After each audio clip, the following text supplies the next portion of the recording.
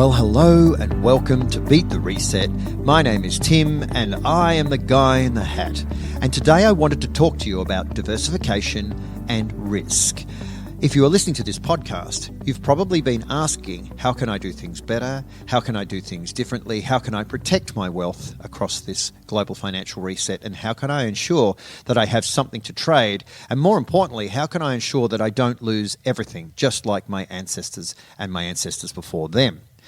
And in order to understand the answer to this question, you need to understand what debt is. So where does debt come from?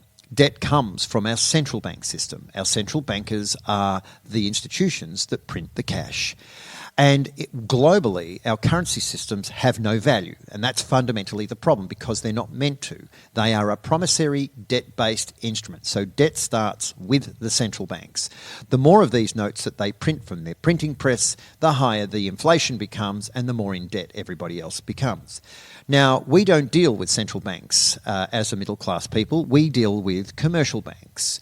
And they, of course, look after our deposits and our loans and our mortgages. And the problem we've got is exacerbated further that we're not only dealing with a currency that comes from a central bank, basically a paper currency that has pretty much no value, but we deal with a fractional reserve lending system at the consumer level, or what we call the retail level. And the problem there is that they don't have any funds either. And fractional reserve in Australia runs at 10%, fractional reserve in the United States it runs at a zero reserve, which means that the commercial banks can lend you 90% of anything, provided you give them something first. The problem is that the 10% that you put down mostly on a loan or on a mortgage is hard-earned, real hard-earned blood, sweat and tears, whereas the 90% that they give you, the commercial bank or the fractional lending institution gives you, is simply numbers on a screen, which they simply type in and press enter, and there you go. It's completely worthless. It's brought into life in the moment that they create it. It's never existed before, but you're required to pay that back over a very, very long period of time, and of course with interest as well. So the problem for the middle classes in the West is that they are dealing with fiat currencies that have no value at all. They're not backed by anything. For example, in my own country, Australia, we are pegged to the US dollar, which means our dollar derives its value from the US dollar. But the problem is the US dollar is not backed by anything at all. It's not backed by gold. It's not backed by oil. It's not backed by anything. Once upon a time, it was backed by gold at the wholesale level, but that all ended on August the 15th, 1971. So that's how it works. The central banks produce the debt, the fractional reserve lending institutions perpetrate the debt, and of course the middle classes of the West end up in abject poverty by the time they died. But we don't have to do things that way. That is just what our ancestors were taught to do, and that's what the institutions tell you to do. But is there a better way to do it? And the answer is yes, there is. The first thing you need to understand is that currency is not money, and I wrote a book on this. In fact, I've written two books. One of them was a bestseller called Things You Were Never Told About Money. And in that book, I explain what is money. And this is really where your wealth journey actually begins, in this moment of understanding that fiat currencies and currencies in general cannot make you wealthy. Yes, they can get you stuff, but that is all they can do. They cannot store wealth over time, and that is that. So the question is, what are you telling us to do here, Mr. Guy in the Hat? Well, first of all, I need to say that nothing I'm saying in this particular podcast is financial advice. I do not give financial advice. What I'm here to do is educate you on what is money and what isn't money, and what could be things that you may want to consider that are worthwhile considering, and maybe some things that you should clearly avoid. So let's begin here. So you've got a commercial bank account. For most people, they will have a mortgage or they'll have a loan. Within the commercial bank account, you will most likely have a deposit account or a savings account. The question is, how safe are those funds within the commercial bank, and what are they doing there?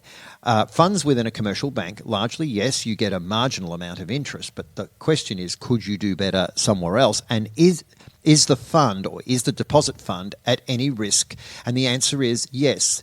As we head into this global financial reset, what you have to understand is, at least in Australia, that the bail-in laws were modified in 2018 by APRA. And of course, in 2015, the G20 nations agreed to not bail out banks, and that's to bail in banks, which means that if banks are only able to bail in if they collapse, and there's a high chance that they might collapse given that we are moving into this master reset, then the question is, how safe are my funds within a commercial bank? Well, in that particular scenario, the risk moves from medium to extremely high risk. Now, you can see that the commercial banks are moving into reset phase because it's very difficult to get your funds out of a commercial bank without having some kind of battle with the person on the other side of the counter. So the first thing you need to think about is, step one, getting out of debt at all costs. So the first thing I want to encourage you to do is get out of debt. If you have to sell your assets to get out of debt, then get out of debt. These assets, in 9 times out of 10, aren't worth holding anyway. Remember, something that costs you money is a liability. Something that makes you money is an asset. So if you are buying a piece of real estate and it's dragging you under, this is a liability. Get rid of it. Again, not financial advice, just very, very good common sense. And the question is, okay, Mr. Guy in the Hat, so you're telling us to get rid of our real estate. Now what are we meant to do? Okay, so here's the next thing. First of all, consider reducing your footprint within the commercial banking system. That is critical. You do not want to be exposed with large sums of cash within a commercial banking system, because, of course, that is a very, very high-risk situation. So what we need to do is consider to moving to risk diversifications and risk portfolios that are much, much lower risk. Okay, so what should we do, Mr. Guy in the Hat? Well, within a commercial bank, you should only have operating capital. In other words, the kinds of funds that enable you to function, keep the lights on, pay the mortgage, pay the rent, keep the fuel in the car, and those sorts of things. You shouldn't have anything else within the commercial bank, because all it is a flag for a bail-in. In case if the banks bail in, you will lose it to a commercial bank. Has this happened before? Yes, we have seen these resets before. In fact, we're on the 9th reset since 1819, which I write about in my new book, The Great Asset Shift. So I've got 2 books on these subjects. As I said, I've got Things You Were Never Told About Money, which you can purchase from beatthereset.com.au. It talks about all the things that enable you to move out of the fiat system and into the monetary system. And of course, also looking at what assets we have traded since for the last few hundred years, those and what assets were taken away from us. Now, these assets were taken away from us and replaced with pieces of paper called fiat currency, which is, again, where the problem is. And as the more you understand that fiat currency is not here for you, it looks like it is because it enables you to do stuff, which to the middle class apparently is a good thing. But in reality, what actually is happening here is that whilst you are doing stuff, your wealth is being destroyed. And it's part of the cycle of a fiat currency. It's nothing dystopian. It's just the way that fiat currencies always go. And we've had 4,800 fiat currencies in modern history, and every single one of them ended up at zero value. The Australian dollar will go to zero. The US dollar will go to zero. And before that all happens, you must distance yourself. Let's look at some of the out-of-system diversifications. Here we go. One of the big ones is having physical cash on hand. Now, that sounds blindingly obvious to have physical cash on hand, but for many people, they don't.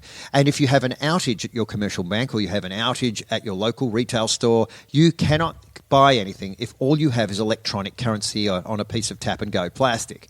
You must have a diversification into physical cash, and physical cash that is within your possession. In other words, that is easy for you to get to, because this has something called low counterparty risk. In other words, you don't need to ask anybody's permission to go and get it. You just go and get it. Physical cash within your possession enables you to have cash flow. It enables you to have liquidity. And of course, it means that you have autonomy and a certain element of freedom. Putting it into a commercial bank does exactly the opposite of all those things. So physical cash is the number one first diversification outside after you have cleared debt and moved away from the commercial bank. The next one is physical monetary commodities. This is the big one for me. having wealth stored over time in assets that are capable of doing just that. Physical monetary commodities, there are only two. So on the entire periodic table of elements, there are 118 elements on the periodic table. There are only two that satisfy the definition of money, and that is physical gold and physical silver, 999 investor grade. Physical within your possession, not electronic ETFs on some commodities exchange. We're talking the real physical asset, physical gold, physical silver. The difference between the two is that physical gold is a long-term reserve asset, whereas physical silver is more suited to the middle classes because, of course, it's brilliant for not only storing your wealth over time, but also for trading. Now, the question is, a lot of people ask, well, once we have bought these bars of gold and silver, how are we meant to trade them? And of course, that is a podcast for a completely different day. But in short, all you do is you store your wealth within the commodities. Whenever you need to access the liquidity within those commodities, you simply take the products back to the place where you purchase them, and they will simply convert the commodity to whatever you want, predominantly Australian dollars, but in the future it'll be central bank digital currency. And again, these are much bigger conversations on conversion, but the main part of this diversification and the whole point is to store your wealth over time. If you can't do that, then you have nothing to trade anyway. Fiat currencies cannot do it, so you must consider a diversification into physical gold and physical silver. And at Beat the Reset, my trading partner is Adams Bullion, so I can easily supply you the gold and silver that you require. The final diversification is in the digital assets space, and at Beat the Reset, I talk about two particular types of digital assets. I talk about MX technologies, which are the central bank technologies, and especially beyond November 2025, we're going to see the new messaging systems of the central banks. There are 9 tokens within that asset class. And then, of course, there are the RWA, the real world asset tokens. And there are a few very interesting tokens within that class because the entire planet is moving to a blockchain style trading system. In other words, everything will be digitized and traded on Wall Street. So that's part of the diversification. The other part of the digital assets diversification is into high risk trading assets that have a potential to bring you enormous wealth very, very quickly. And they are in the high-risk digital asset space.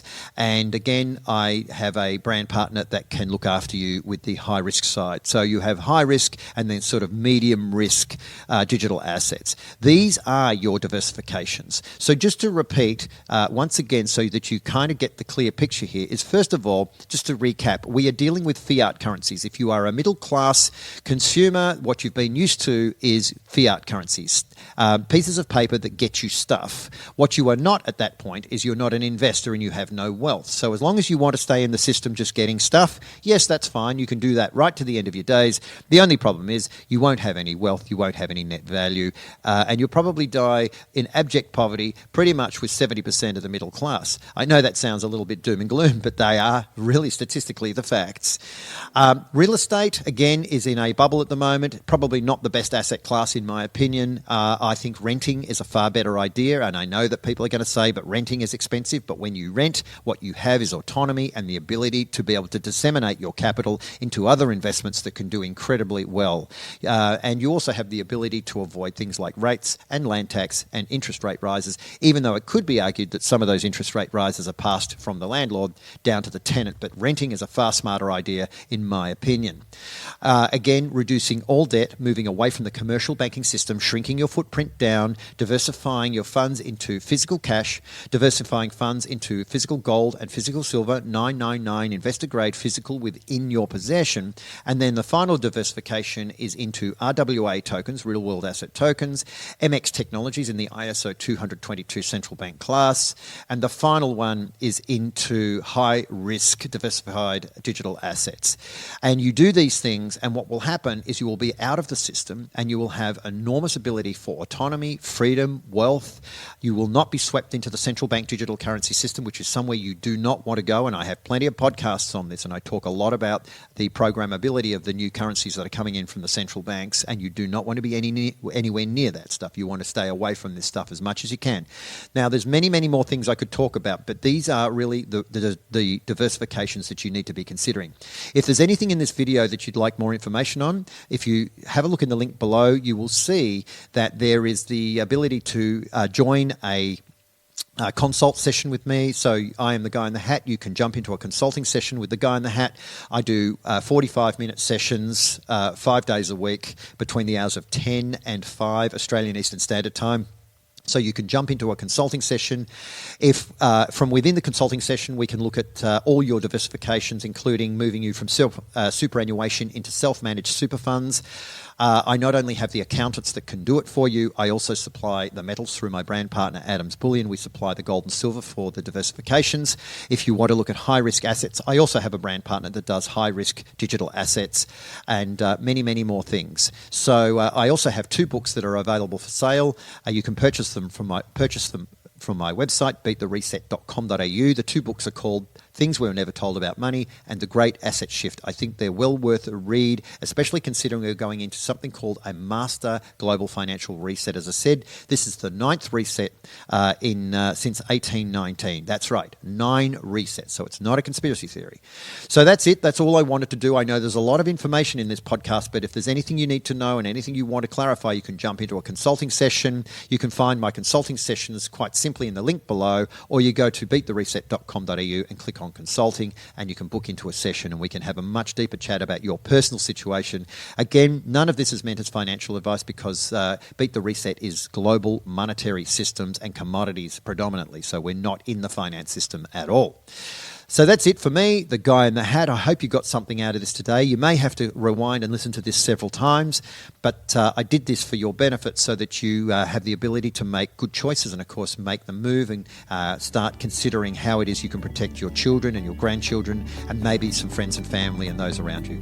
So in the meantime, I hope you've been looking after your health and your wealth and so on.